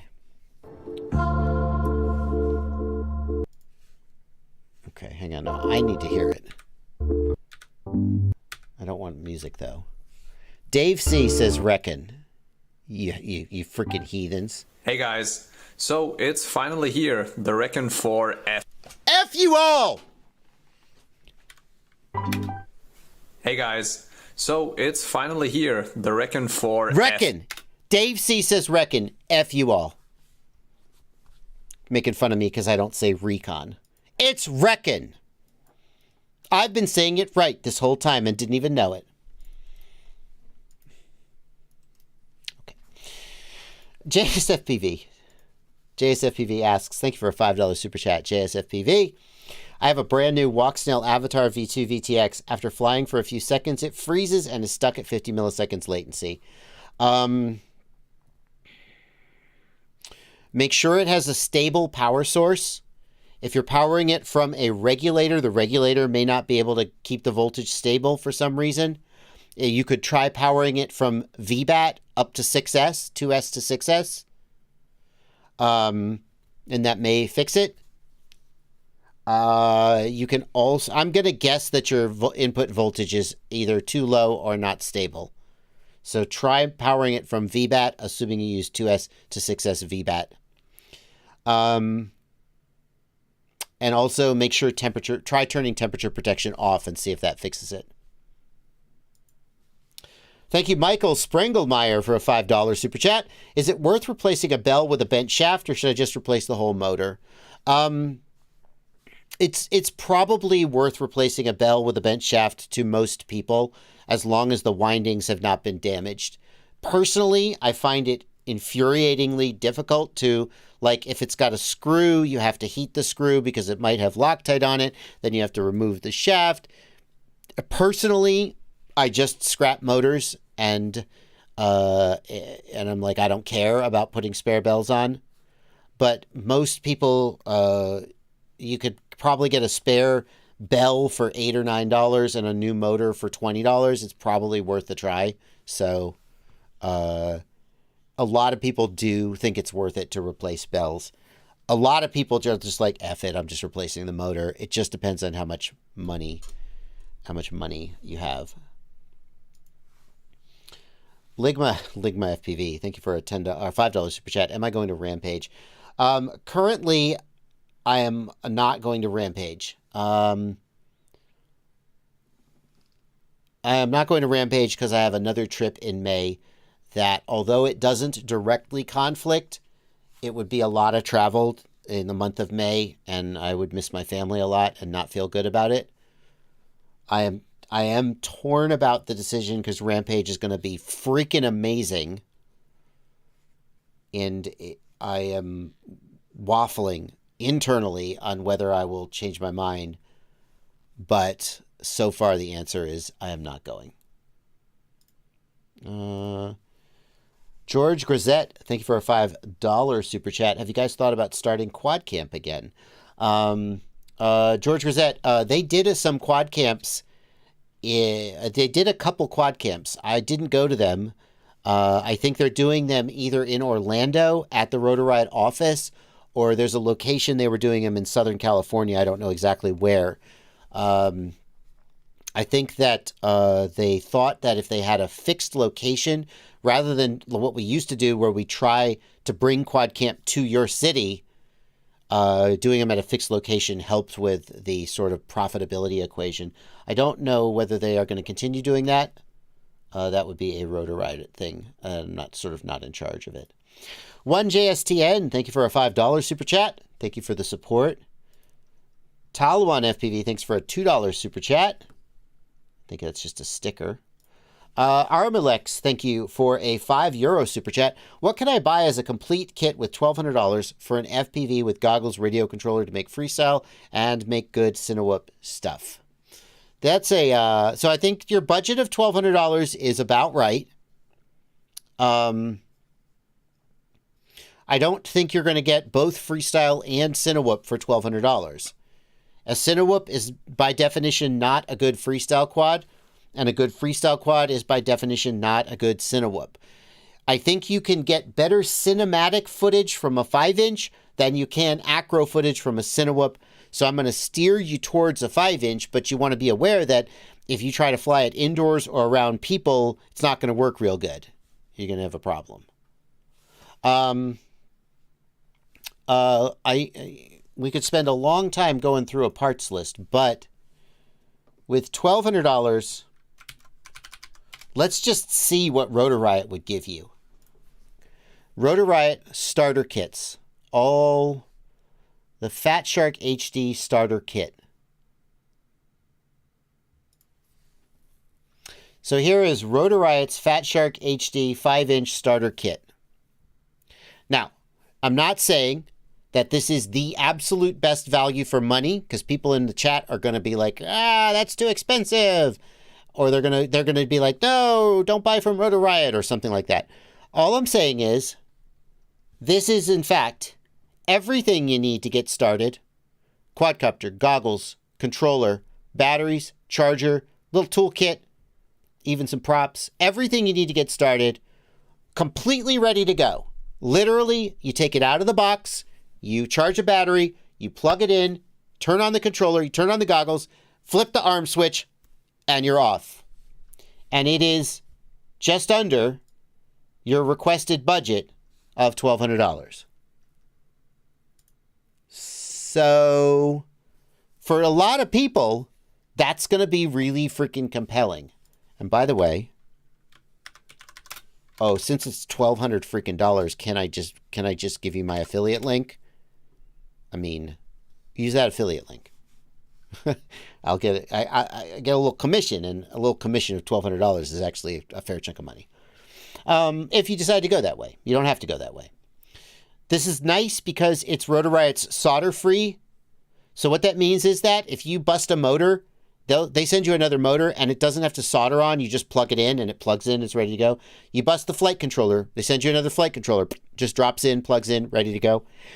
This is the right solution for a lot of people. Now, how much better could you do? Like, we're going to assume you're buying a bind and fly.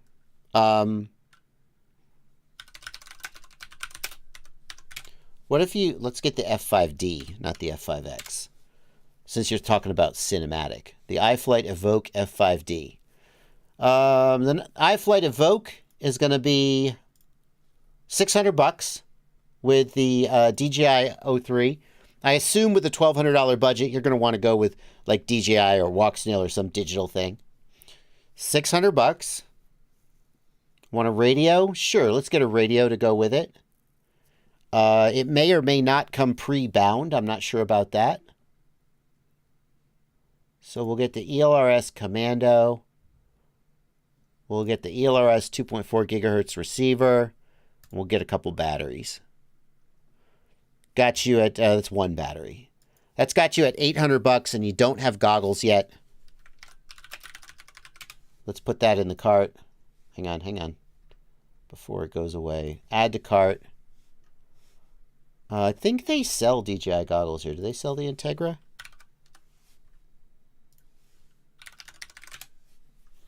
Let's throw some Integra goggles in the cart. Boom. Oh, what are we at? Hello. Proceed to checkout. We're not done yet, but let's just see what we're at. $1,300. So we don't even have a controller yet, and we're over the $1,200 price point. So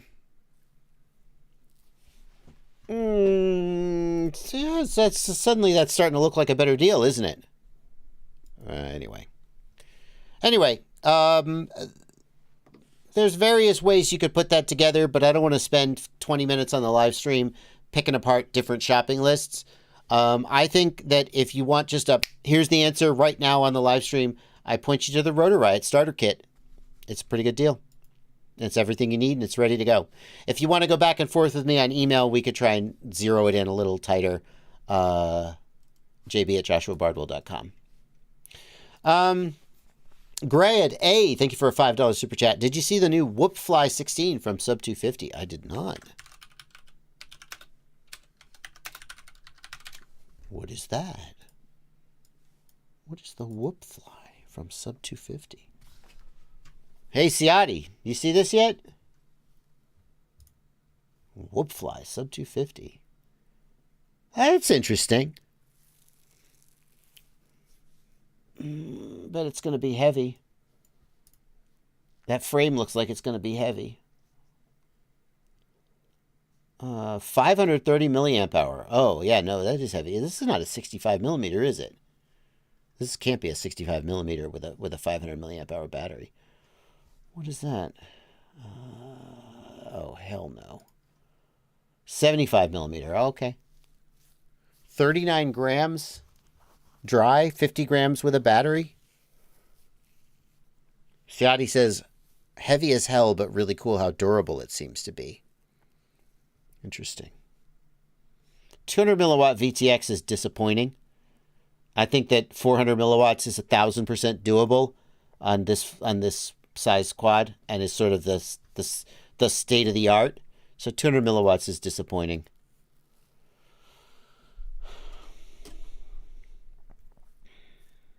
A little heavy. Interesting frame. Ciati says it seems durable. Pusher configuration is novel in this size. You don't see a lot of that. Price. 120 bucks is an okay price. There's somebody out there who's going to like that. That's clever.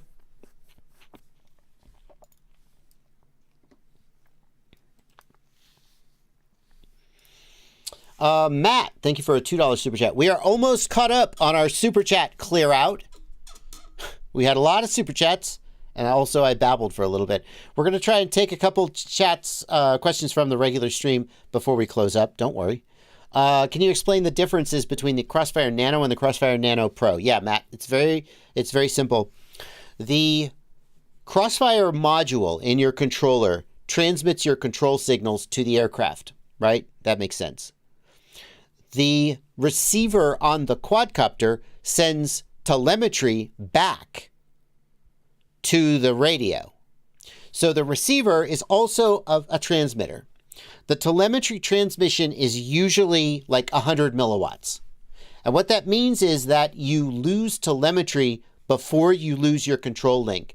If you fly far enough away, you'll stop getting telemetry because your telemetry transmission from the receiver back to you is only 100 milliwatts, but your Crossfire module from the controller to the receiver is 1 watt.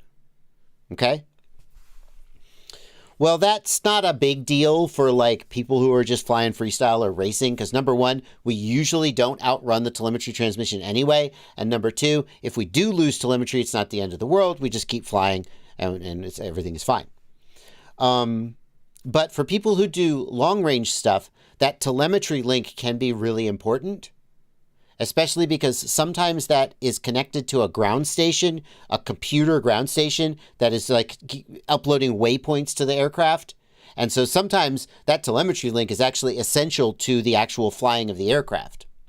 So the Pro receiver, the Crossfire Nano Pro, has a 500 milliwatt telemetry transmitter on board that keeps your telemetry link alive for a longer distance.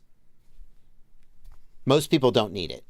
When it first came out, there were people like, oh, you got to get the Pro. And I'm like, do you know what the Pro does? You probably don't need it. Because number one, you're probably not flying far enough to lose telemetry anyway. And number two, even if you did lose telemetry, it's probably not mission critical for you and you could just keep flying. Savasi has a great question related to this in the Discord. See, I told you I would stop taking super chats.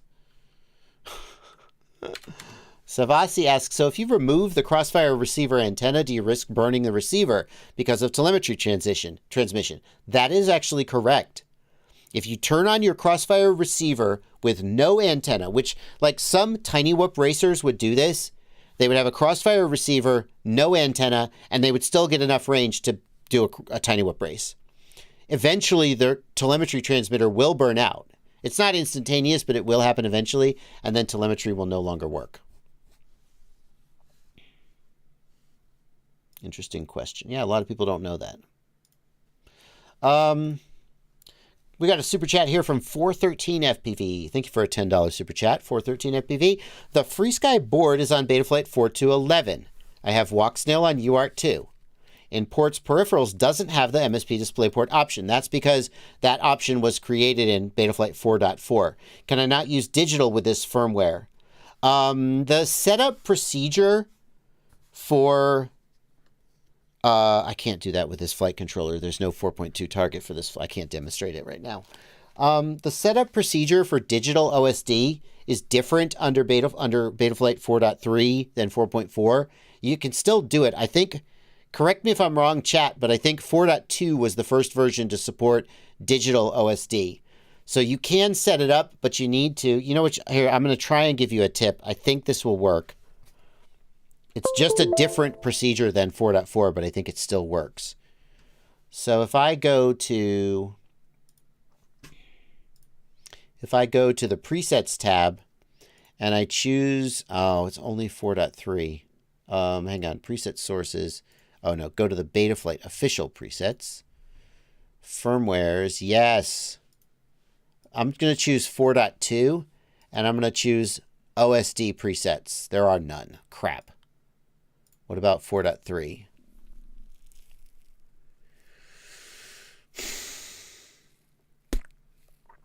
Does this work? No, because it doesn't include the ports tab setup. It's just the OSD setup. It's not the ports tab setup. Crap. That's hard to believe. What about VTX? Maybe it's under VTX. Hang on. Ah, yeah. Here we go.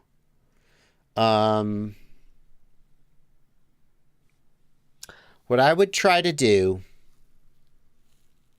is I would try either the avatar or the FPV-WTF preset. And make sure you select the correct UART here. And that should set you up and make it work. Oh my goodness. We are caught up on Super Chats. Holy crap. That took a minute. Can we all just breathe for a minute? We got about 10 minutes left in the live stream. Obviously, I'll read any last Super Chats before the stream ends, but we're going to take a few minutes to take chat questions and Discord questions. I want to take this question. This question is from Isherwood W, who asks, does it seem that sub-250s are able to rip harder these days? I have a QAV S3, several 250s, a Pirat, little matey. I'm waiting on a Quad Muller F3. Most bail on 5 inches with the deadline looming. Isherwood, I do think that sub-250 has gotten better and better. 3 and 3.5 inch sub-250 is really, really good. In terms of performance versus durability, I don't think it has the exact same performance as a 5 inch, but it's very, very good. I think that improvements in motor technology have gotten a lot better, and that's my guess as to where most of the performance gain has come. But I agree with you, they've gotten a lot better.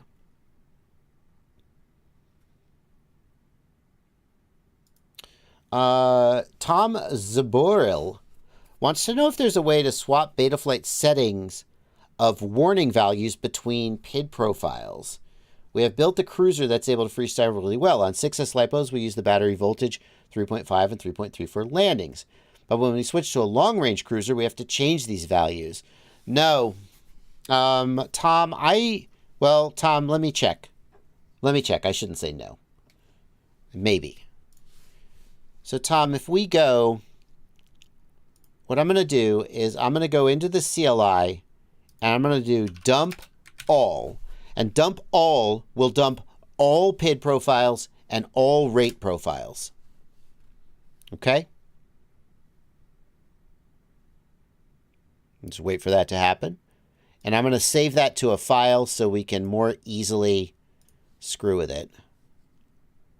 Here we go. Okay, so Tom, in the CLI dump, I'm going to scroll down until I get to this part. When you get to profile 1, that is PID profile 1, and everything under here is stored in PID profile 1. So what we are looking for is the battery voltage minimum. And I don't think it's here, but I rather than assume, I thought I would check. No, it's not here. So where is it? No.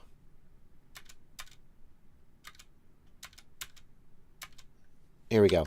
So the parameter you're looking for is called VBAT min cell voltage and VBAT warning cell voltage.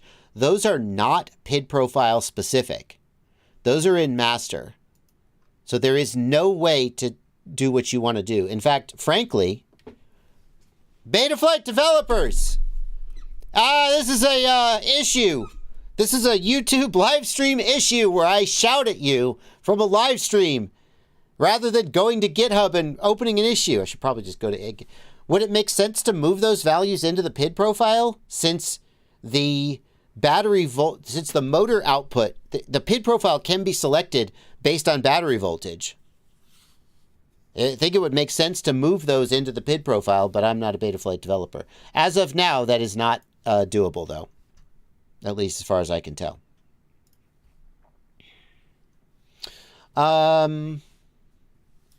Sidian asks, how do I choose 5-inch props? Do you have any recommendations? I have props that I recommend on my website.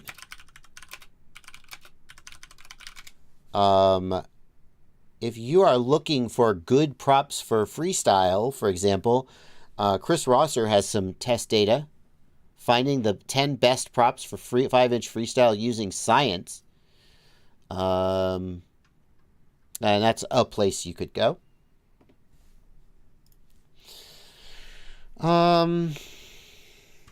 Ciati streaming today? I would assume he does. Let's see. Timeless FPV, thank you for a $5 super chat.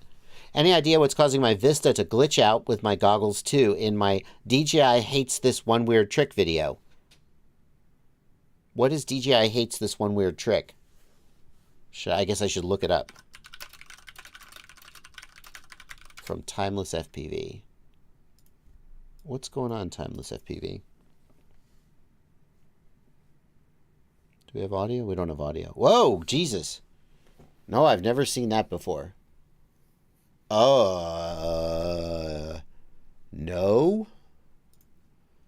What? You got 50 megabits per second. They're not showing latency because they stopped doing that.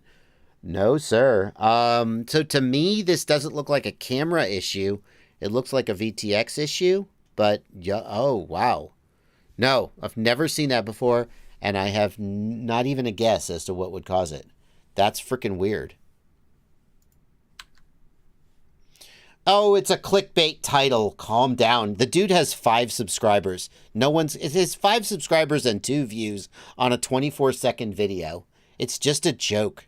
It's not clickbait. It can't be clickbait. No one is going to see this video. Look, I'm going to subscribe just so he gets 6 subscribers. It's just a video he uploaded to try and demonstrate the problem. And he gave it a silly title. Take it easy. Jesus Christ. Just to throw suggestions out there, well, like we talked about in a previous live stream, I've definitely seen issues with like a video from that cable, from a bad cable, because certain pins aren't making contact. So I would check that, and then I would also consider swapping out the camera just to see if there's a problem with pin contact, because again, it's all software that's making the video come across. You do think it could be a camera issue? Yeah, just because it's software, right? And it's software is doing communication about the signal. But if it is signal, I would consider also reflashing the VTX. So. Timeless says the Vista's dead anyway. Oh, well. Oh, fair enough. Yeah. Well, maybe that was a sign of it dying. Yeah, maybe so. To me, like when you have a camera issue, you'll get like streaks of color. But that looked to me more like an encoding issue because of the way it was blocking. But I don't know. It's hard to say. It could be the camera. No immediate thought as to what that could be. Delta Kana, sorry for misunderstanding your question, and thank you for another $10 super chat. The question I had about the TrueRC antennas was misunderstood. What configuration do the stubby or patch need to be to get the optimal performance for a long-range flight? Optimal performance will be to have patch antenna on all 4 connectors. So you suggested using the X2 Air. Is the X2 Air the one? I mean, the optimal... Is this the one with a single connector or with 2 connectors? Dang it. It's so hard to know the right, which TrueRC is which.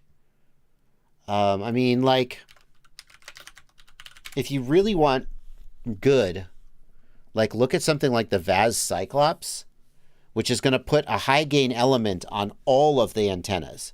That's the way to get the best long range connection, is something like this.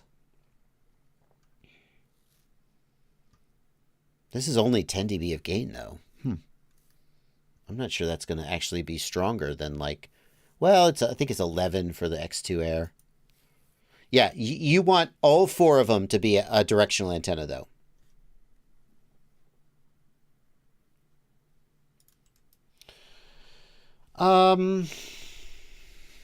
We got 1 minute left in the stream. Aaron Ciotti is going to be streaming as well. He's going to post the link to his stream. Ciotti points out that some people are staying away from VAS because of some of the things the owner has said online. That's a valid point.